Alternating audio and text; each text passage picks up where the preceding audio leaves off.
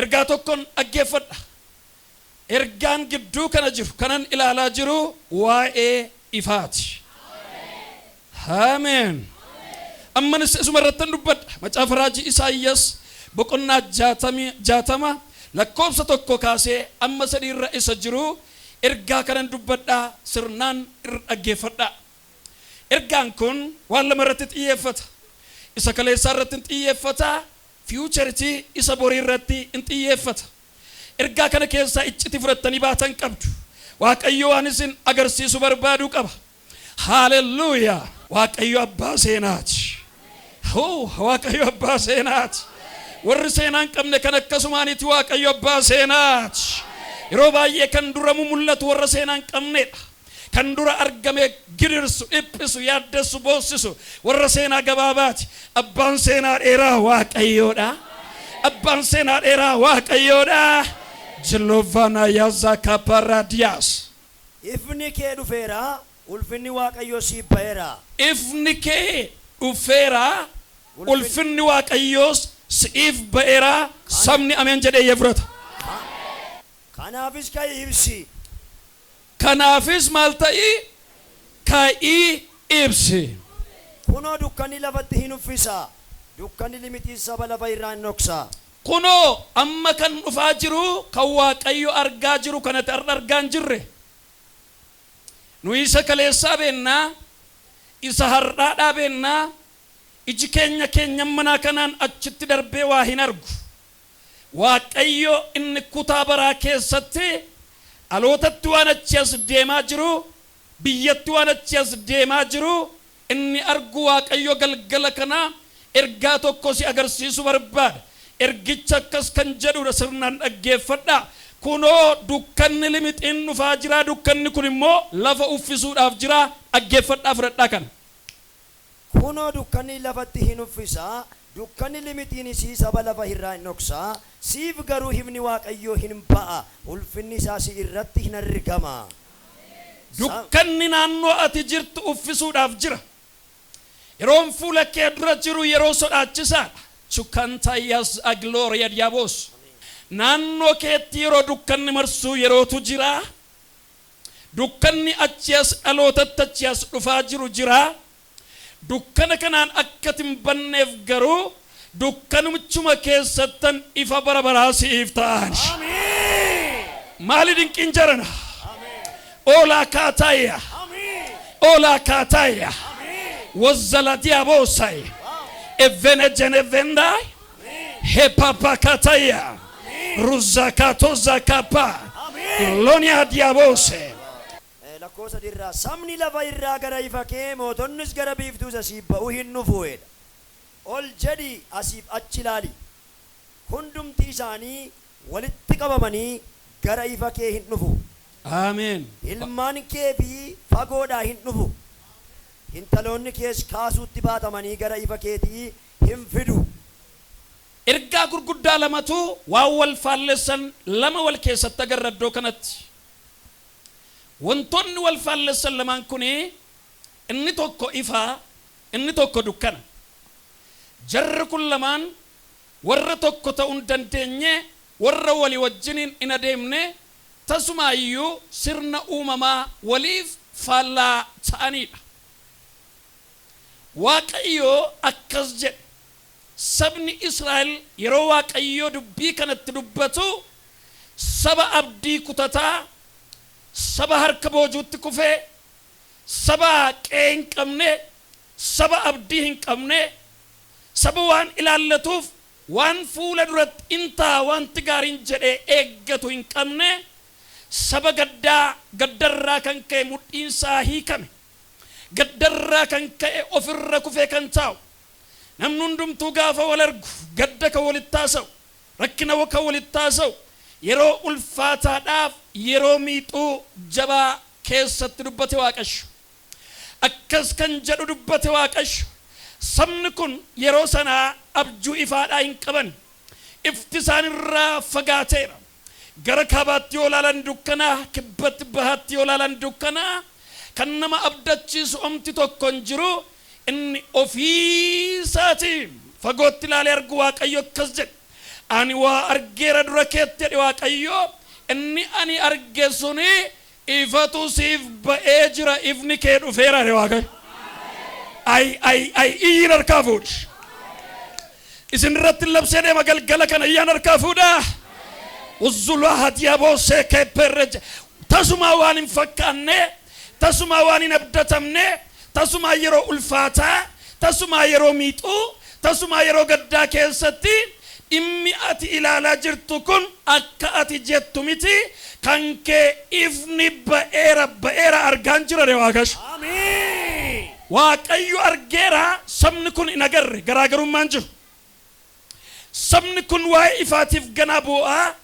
ganaa waan gaariitiif boo'aa waaqayyo kan argaa jiru ifni ba'uusaati egaa jedhe waaqayyo chukatu zakai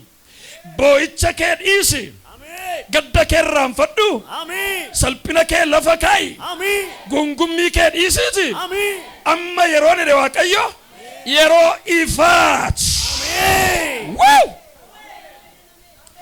miidiyaan addunyaa ifa labsaan jiru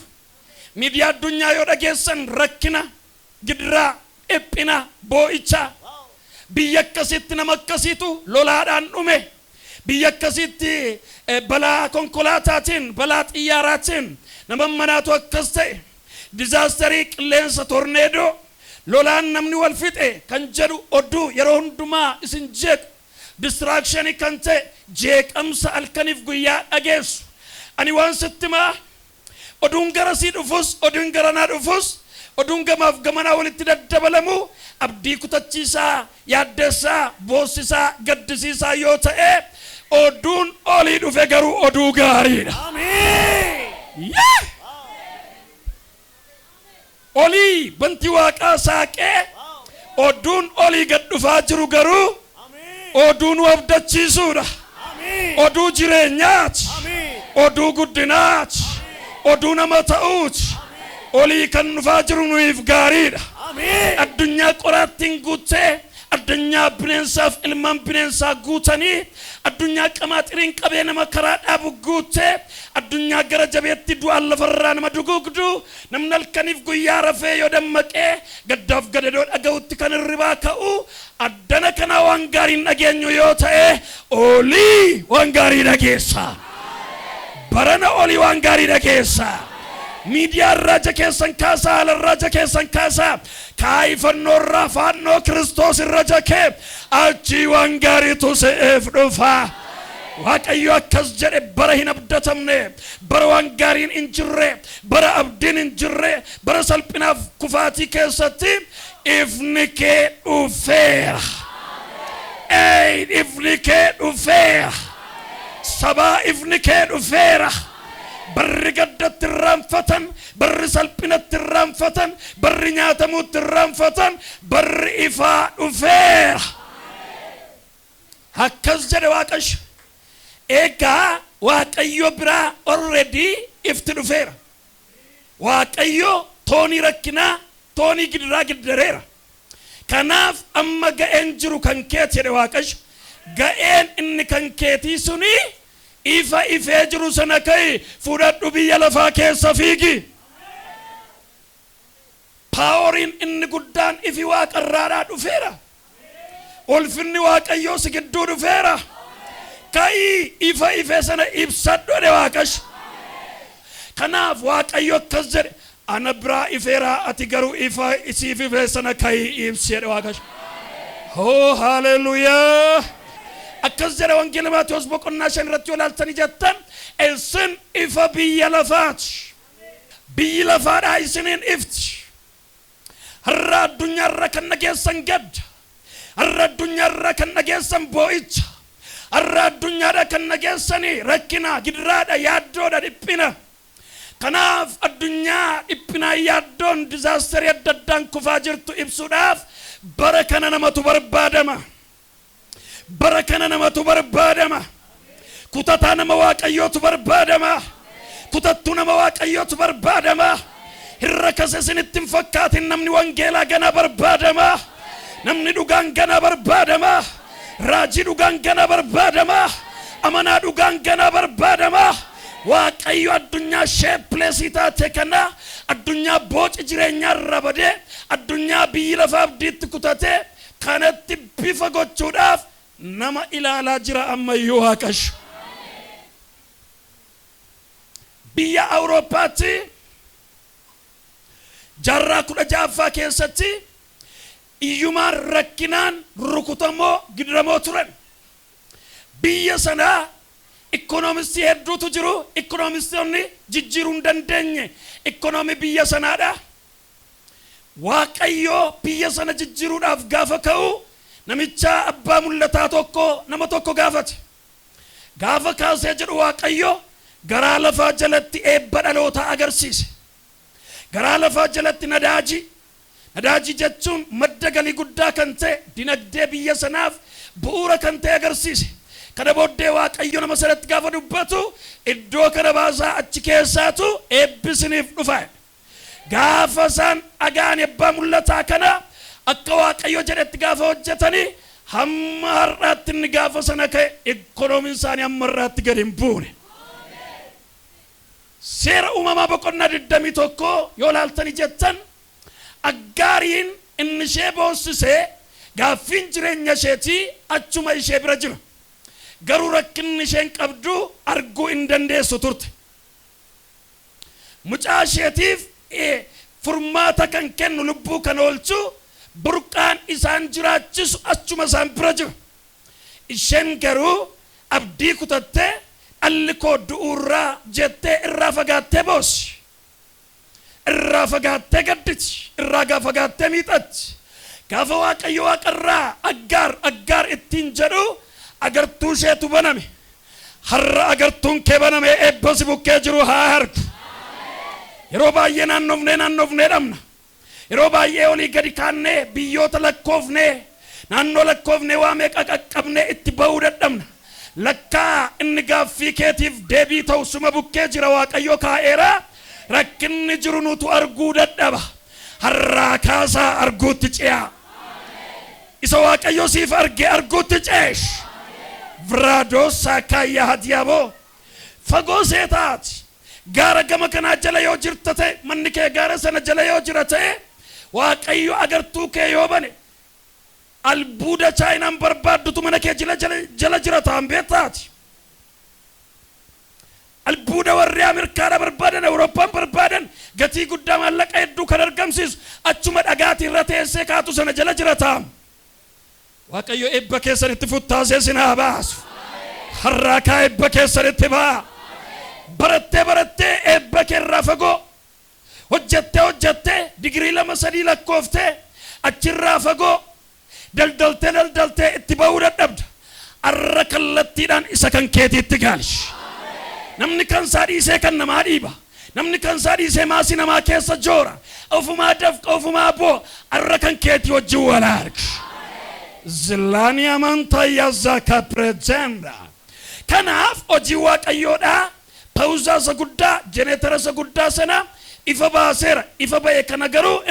situ ibsachuu qaba gola jireenya kee keessatti. Ameen. Amma egaa gara raajii fuula duraattan dhufa. Profeesii fuula duraattan dhufa. Waan Waaqayyo magaalaa kana irratti dubbatu tan dhufa. Waan Waaqayyo saba kana irratti dubbatu biyya kana irratti tan dhufa. Akkas kan jedhuudha. Akkas jedhe Waaqayyo ifni kee dhufeeraa. Ulfinni Waaqayyo siif ba'eera. Ati yaaddoo kee irraanfadhoodhe saba Israa'el saba rakkina guddaa keessa jiraniin lakkoobsa 2 irratti garuu prophecy futurity of prophecy waan eger ta'u waan bor ta'u Waaqayyo raajii dubbata. Akkas kan jedhuudha. Of hin dagatin dukkanni hamaan biyya kanatti achi as dhufaa jira jedhe Waaqayyo. Utuu kun hin dhufu ta'e baay'een gammadaa. Utun dubbii kana lallabu ta'e baay'een gammadaa. Waaqayyo gooftaan maccaa waan na hubachiise waan qabuuf garuu ani nan dubbadha. Yeroon dukkanaa dhumeera seenaa. Yeroon dukkanaa hin ga'e jechaa jirra. Ammayyuu yeroon ulfaataan achi as dhufaa jira jedha Waaqayyo. Bakka ani waan hin godhu hin qabu. Yeroon ulfaataan yeroon dukkanaan guute yeroon miixuudhaan guute ammayyuu jira. Yeroon isaa garuu hin dheeratu. Waaqayyo caafii dhumaarraan ga'ee jira. Sana booda garuu akka haati mucaa deesse tokkichumaan gaafa mucaa ishee agartu gadda ishee irraanfattu yeroo waaqayyo jalqabaaf isa dhumaatiif saba kana gadda isaa irraanfachiisu yeroon immoo dura isaa akka jiru nattaasaa waaqayyo fudhadhaa ergaa kana fudhadhaa Baba gasa katia vera yeroo xinnoodhaaf ammas muddamni akka jiru natti mawaqashu yeroo xinnoodhaaf amma dukkanni akka jiru miixuun akka jiru gidiraan akka jiru ingau innumu jenneer innumne ammas jira garuu jedhe waaqayyo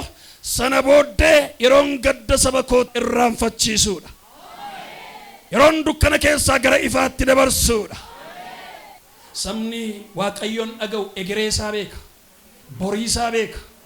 andam kana waaqayyoon kana waa'ee maalitti beektu waa'ee buddeenii miti waa'ee jireenya har'aa miti bor maaltu ta'a saba dura maaltu jira waldaa dura maaltu jira ana dura maaltu jira maatii koo dura maaltu jira innan keessa kootti afuura waaqayyoo keessa ta'e waaqayyoon gaafadhu isa kanaadha waaqayyo gooftaan maccaas akkas jedhaa jira yeroo dukkanni limixiin dhufee lafa uffisu jira jedhe waaqayyo lakkoobsa lamarratti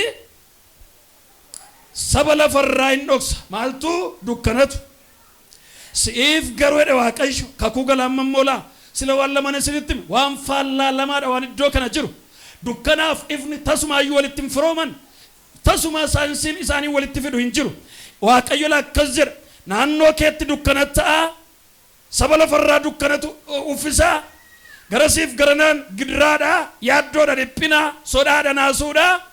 siif garuu jedhe waaqayyo saba sadagaa jiru kanaani ameen jedhiin harkaa fudhi siif jedhe waaqayyo dukkana keessatti ifni siif taare waaqayyo baruma dukkana bara namni gadaasa'u bara abdiin qaqallatu bara namni gaddaa deemuchi keessatti siif garuu ifa kootu caalaatti baare waaqayyo namni ana jedhu dhimma kana ameen jedhee haa fudhatu naannoo keetti gadda dhaga'uu dandeessa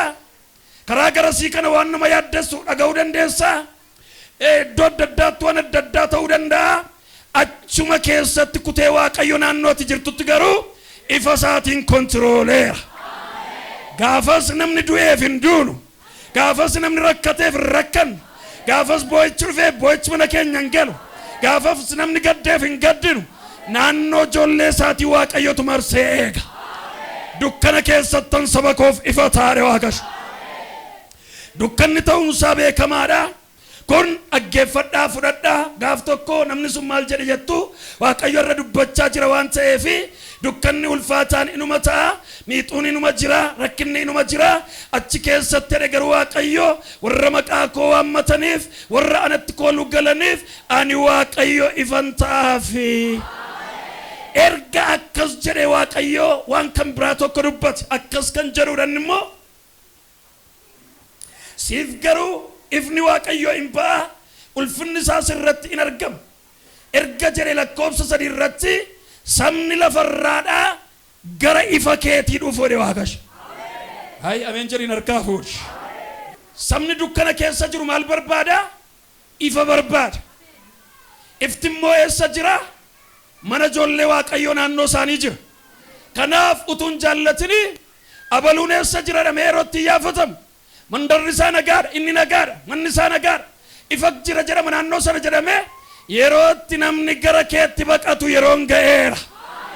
misiraachoo waldaalattuu magaalaa Amboo keessa yeroo dhaloonni gara keetti baqatu yeroon ga'eera ifatu iddoo sana keessa jira jireenyatu iddoo sana jira waaqayyo iddoo sanatti waa hojjechaa jira kanaaf gara isaaniitti koottaa hin baqannaa bara garuumaatti sagalee waaqayyoodha yerootti namoonni tulluu mana qulqullummaa waaqayyo